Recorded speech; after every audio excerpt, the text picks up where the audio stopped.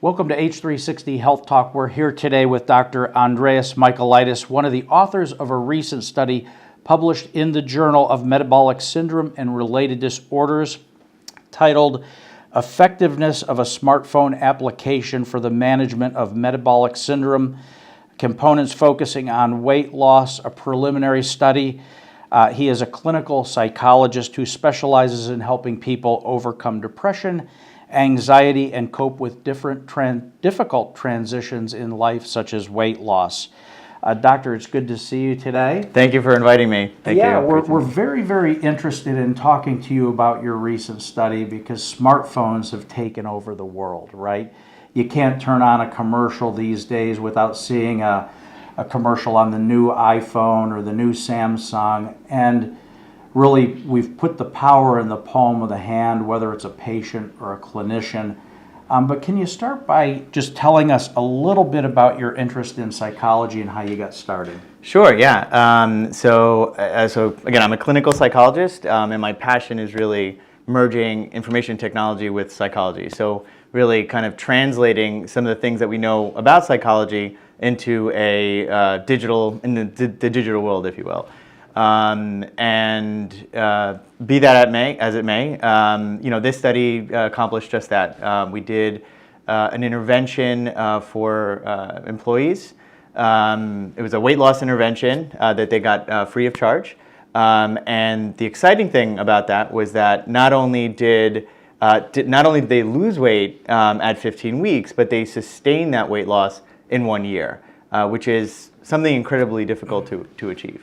Yeah, I would say you're right, because we hear all about these, what they term as yo-yo diets, right?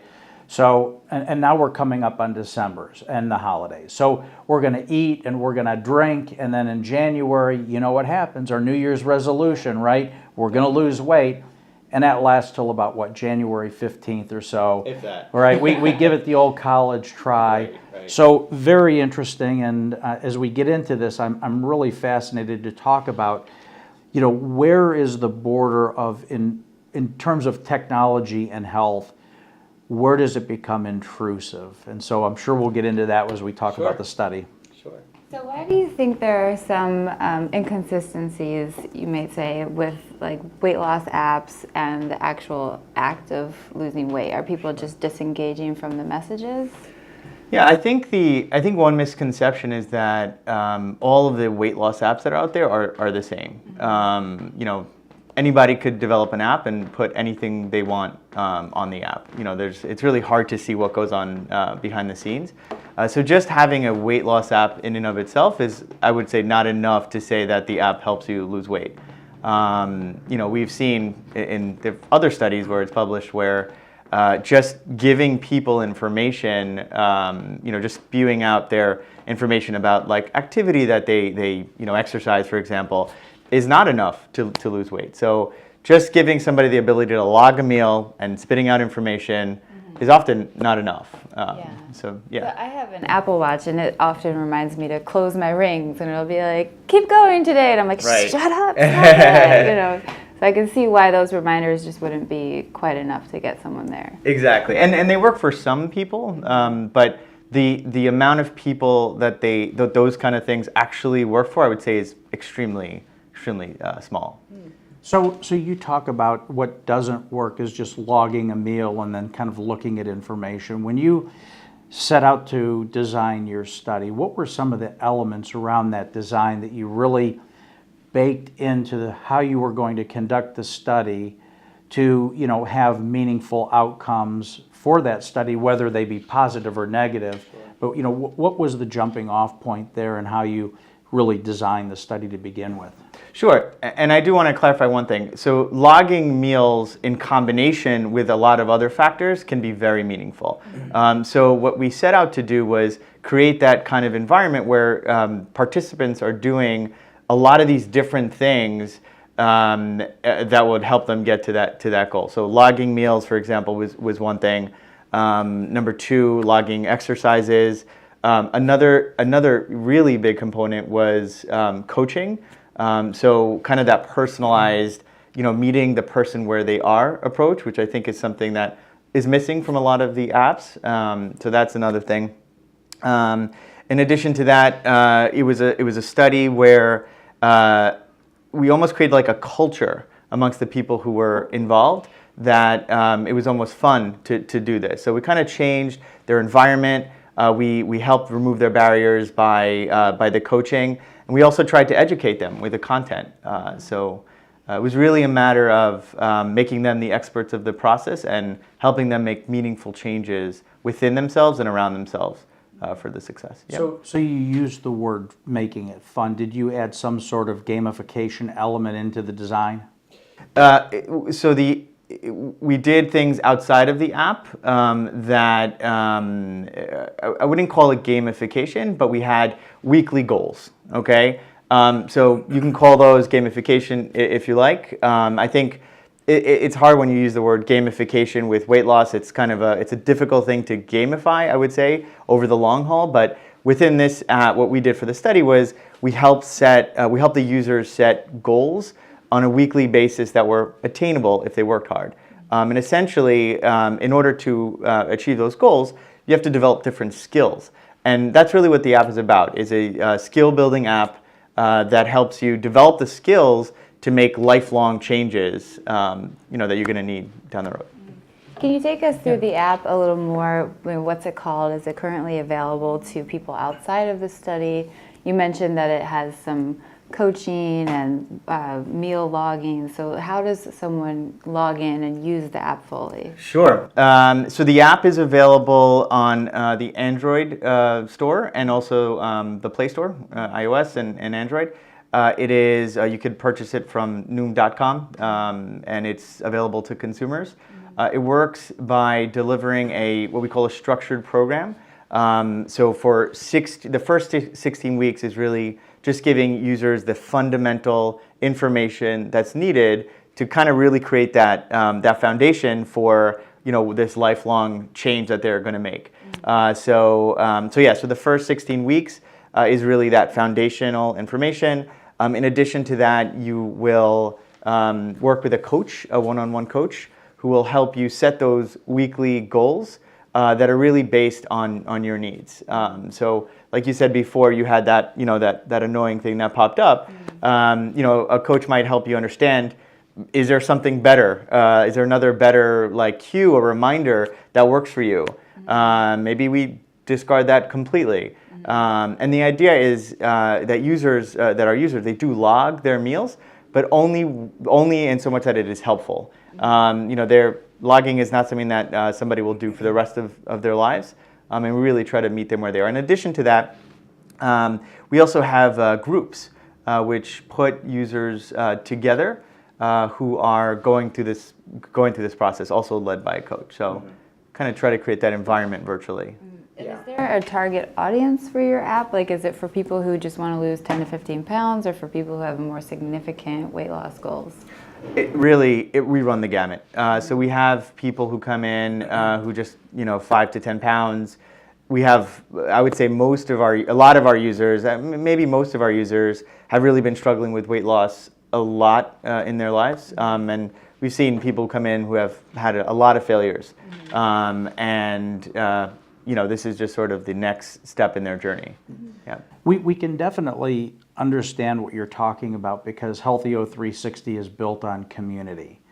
And the premise of Healthy 360 and the value to our community is that you can connect to somebody just like you going through whatever health journey you're going through, whether you're a patient who's been diagnosed with a cancer or whether you're a caregiver caring for an Alzheimer's patient.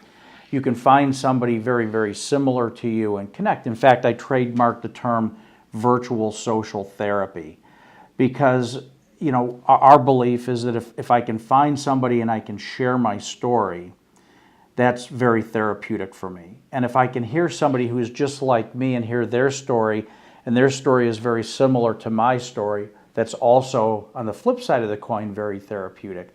So, our whole premise is around virtual social therapy. But you said something that I want to hit on, that your app allows you to partner up with a coach. What kinds of things would a coach tell me? Would a coach tell me, don't eat that candy bar, try maybe a small palm-sized serving of almonds, or is that the kind of thing that I could expect to get from a coach? Would a coach tell me, well, don't use, diet A is kind of a fad diet, probably not going to get you where you need to be. Diet B might be more of a sensible diet. Are those the kinds of things we could expect? Yeah, so I would say yes and no, but a little bit more no. All right, and I'll tell you why. The information about what's a fad diet, and because we deal with a lot of that, there are a lot of misconceptions out there about what works, what doesn't work. We really try to bake that into our content, our curriculum. So that's part of our structure program. What a coach would do is help you understand what are some of your personal barriers. Why is it that, we find that most people, or a lot of people, really do know what is the right, quote unquote, the right thing to eat that would help them find success in their weight loss, versus what are some of the things that are, help causing them to stumble along the way. So a coach would help you, I guess, understand some of your previous successes, previous barriers, and help you really capitalize on things that you do well already, and problems that you've run into in the past, and help you kind of get around that. So, just simply telling somebody, don't eat that, you better eat this, I don't think is a very personally effective way to help somebody change their behaviors. Helping the person understand, what is it about that one thing that they might think they need to eat that they can't do for some reason. And maybe there's a plan B, maybe there's something around that. Maybe it's, at the end of the day, eating the thing you want to eat, but in a moderate portion that might make the difference for you. So there are a lot of, I would say, psychological factors that we really help our users overcome. Increasing frustration tolerance, changing your behaviors, and sometimes makes people feel deprived. And so that requires somebody to undergo a bit of frustration. And sometimes that frustration is okay. And just kind of addressing those kind of issues is something that you could expect from a coach. So it kind of sounds like the first step of the journey begins with a baseline understanding of where that person's at, what their goals are, what some of the obstacles that they've had in the past are.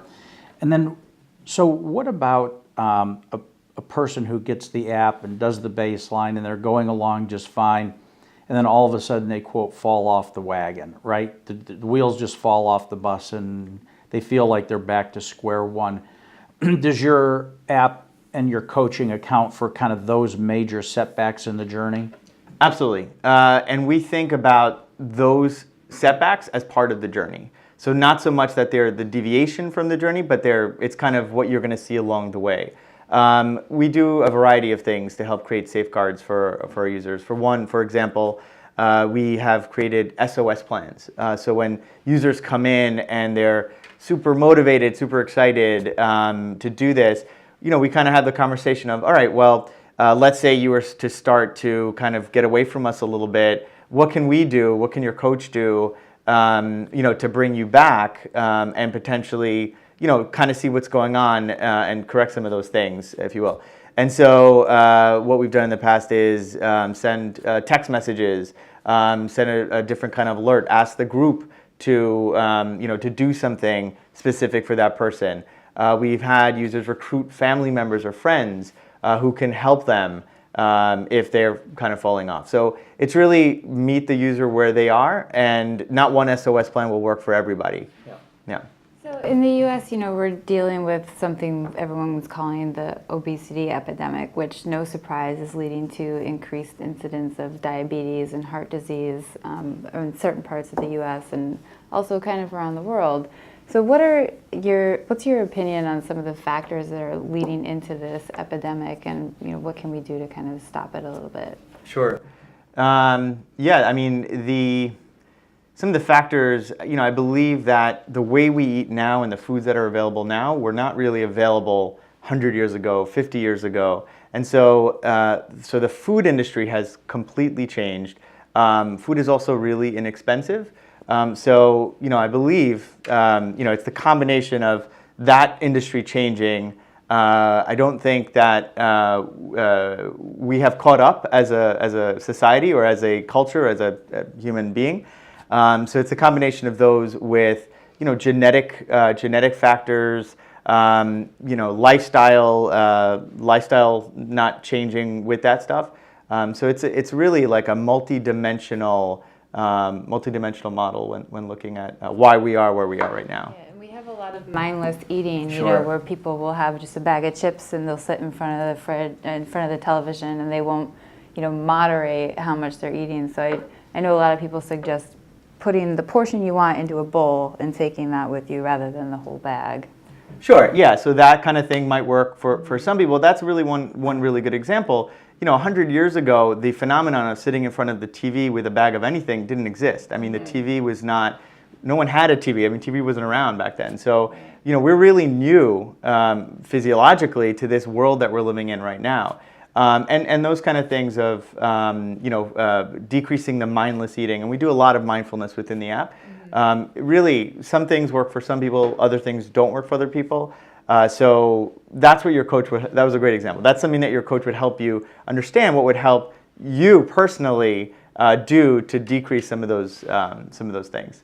You know, so much evolves around food, right? We go out with family, we go out with friends, we have people over to our homes, and we kind of congregate in the kitchen, and there's, you know, probably not the healthiest Sure. things to eat, and wine and all of that.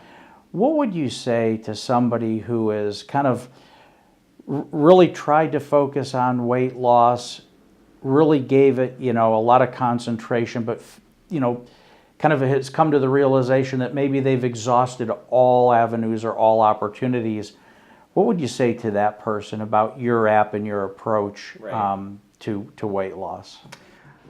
I would say take a step back. As a step one is just sort of take a quick step back. Understand why you want to lose weight to begin with. Then from there, I would say really set realistic goals. You know, that's another, I think, another thing in our, I guess, in our society. You know, we glamorize things like The Biggest Loser, where, you know, you go from one day to the next losing 100 pounds, which is extremely unattainable for most people.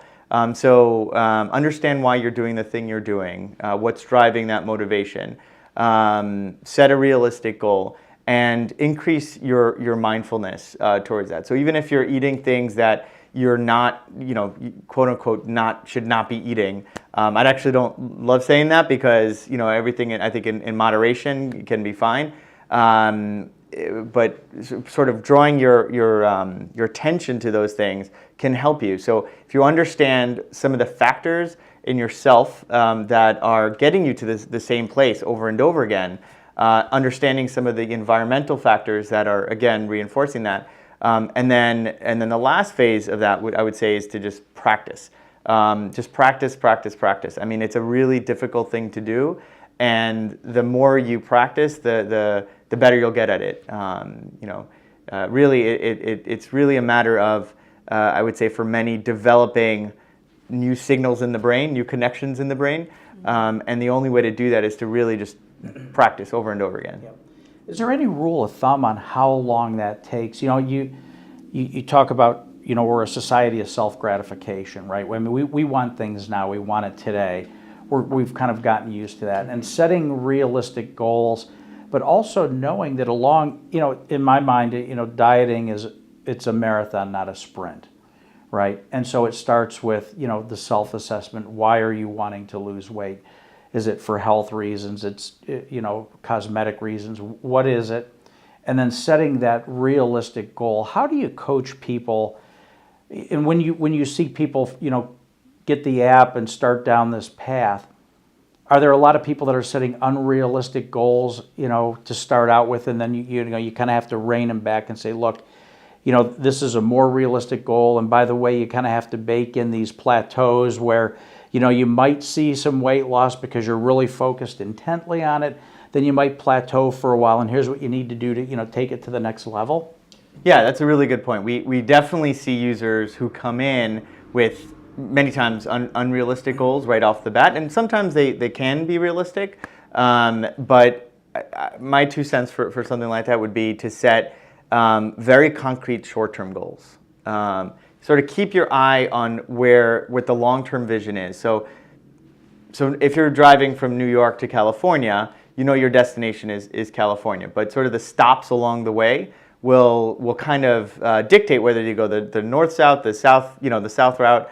But it's those small journeys in between that I think make all the difference. And if you're focusing on just driving, 50 miles in one day, that's doable. That's doable. You could do that. You could see that versus getting to California in a week or in a day or something. Yeah. So. It can be too overwhelming to think about, I want to lose 50 pounds, and right. You have to think about day to day. And when you don't lose 50 pounds in the first month or two, then it's like, oh, well, this is not going to work out. Mm-hmm. So let's talk about these goals for a minute. Can a goal be something other than a number that is a readout on a scale? Absolutely. A goal, I would say, should be something that is other than a readout on a scale. So I would say a good goal is something that helps you do the things that would lead to getting that number on the scale. So, for example, we talked about being more mindful. So weighing in, that could be just making sure you weigh in consistently. It's a very difficult thing. I mean, we find that some of our users have scale anxiety. So just stepping on the scale is very anxiety provoking. So maybe a goal for this 1 week is to just consistently weigh in so that you're kind of able to not fear the scale as much. And again, increase that mindfulness towards that. Well, more about what I was getting at. So if I'm somebody that really enjoys fried foods, a goal could be, well, instead of eating fried foods 5 days a week, I'm going to eat fried foods 2 days a week. Absolutely. For the first 30 days. Or, you know what, I tend to have my dinner meal around the 9:30, 10 o'clock at night, and then I'm tired, I go right to bed, I'm not burning that off. I'm going to shift my meal time from 9:30 or 10 to 6 in the evening. I mean, those are also kinds of things that I think, if I'm right here, are measurable goals that we can, chalk a win up in the column. Absolutely. The only thing I would disagree with is the 30 days. I would actually do that over a shorter period of time so that you could see, hey, is this working? What's not working? What can we do different? And kind of shorten that sprint. But absolutely, that's a great way. That's a great goal. Yep. Yeah. So a couple minutes ago, we spoke about the obesity epidemic happening in the U.S. What do you think are some misconceptions around obesity and the related health conditions that could come with that? Yeah, I think just in my observation, I think people sometimes think that obesity is a character flaw, and I think it's hard for some people to relate to people who cannot lose weight. Losing weight is very difficult, and even people who have managed to lose a significant amount of weight, what worked for them might not work for somebody else. Because obesity is such a complex issue, unraveling and decoupling what works for one person, because it really is a combination of the society that we live in and their specific circumstance, and really just kind of unraveling that specific to them. So I would say,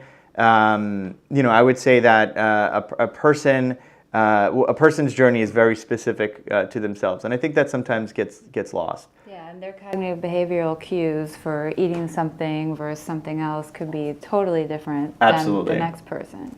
Absolutely, yeah. Well, triggers vary from person to person significantly, so absolutely. So I want to go back to the beginning of the conversation where we were talking about the study design. I think you had mentioned that you did this study with a large employer, is that correct?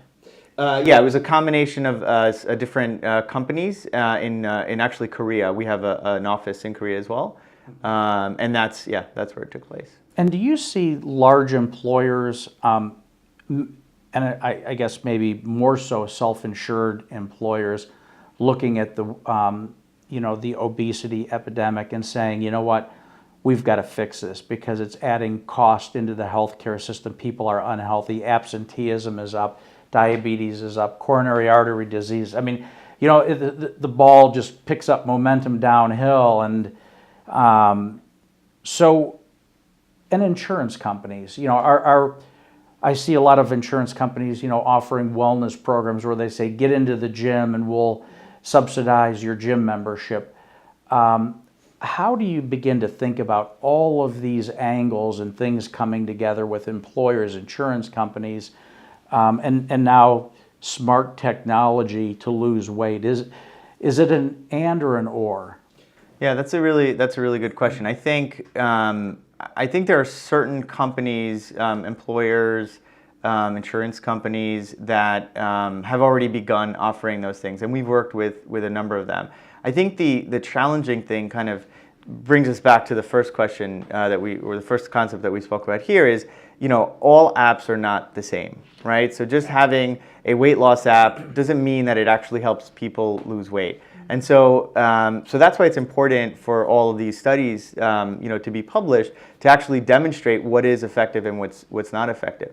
I know that we've worked with employers who have offered the diabetes prevention program, which is a program that that overlaps tremendous amount with what we offer right now, even with our weight loss app. And if you think about behavioral weight loss, that really is the gold standard for decreasing your chances of developing diabetes later on, which can be more inexpensive for insurance companies. So I think some have already started to do it, and I believe that as we go on and on, more will jump on the bandwagon as well. Yeah. Well, we sure need to shine the spotlight on this. Weight loss and technology and the utilization of technology in healthcare is really picking up steam. Tell us, Doctor, once again where we can find your app. Sure. If you go to Noom.com, that's Noom, like moon backwards, Noom.com. Should be really easy to download it from there. It'll link you to either app store that you're in. Okay. Well, very good. I appreciate you stopping by. Thank you. And look forward to having you again in the future. Thanks for having me. I appreciate it. Thank you.